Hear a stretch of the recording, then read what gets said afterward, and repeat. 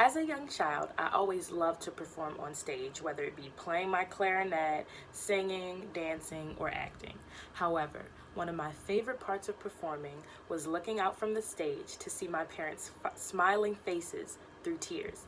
The joy I brought my family and friends during any of my performances is one of the best and warmest feelings I am sure to never forget. Now that I am away at college, I perform a lot, but usually without the audience support from my family because they are all the way in Baltimore and I am currently living in Atlanta. In spite of that, I am forever grateful to my parents for introducing me to so many art forms and the unconditional support they provided me as a growing artist. Now, as a young adult, I am constantly thinking about what I would like to pursue as a career. Throughout the past 5 years, I have discovered a deep passion for two things: children and the arts, specifically dance. I feel that one of the most important parts of raising a child is having them involved in the arts to some degree. These days, schools are very serious about educating children in STEM subjects and fields. While these are important skills to have, there is a right and a wrong way when it comes to math and science concepts. This may cause children to become frustrated if they do not at first understand what is being taught. I know this problem firsthand because STEM subjects happen to be my worst. During my time working in a third grade classroom as a teacher's aide throughout my freshman year service project, I noticed that many of the children would be more tense when the teacher was teaching math concepts rather than the children having reading time.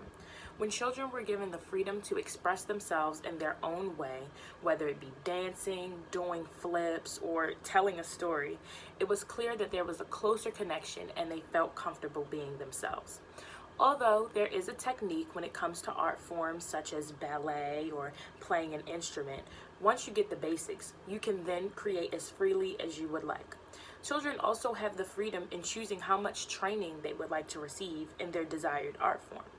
Even though some may say a trained and technical dancer is better than one with little to no training, there is no right or wrong when creating and presenting your original work. This freedom and creativity will train a child's mind to think openly about situations outside of the arts.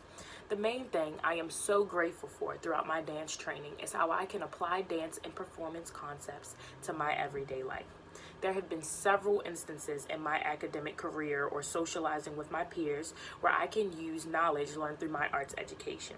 Skills that can be gained are discipline, perseverance, time management, etc.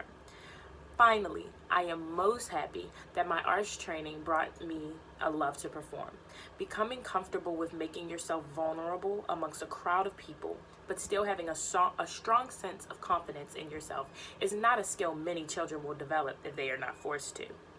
The arts are all about sharing your creations and ideas with others. With that being said, the exposure to the stage is sure to instill a confidence in children that otherwise would not be found. Overall, I believe that the arts should be incorporated into a child's life to some degree. The future ahead of us will be much brighter if our next generation citizens are living with open and free minds.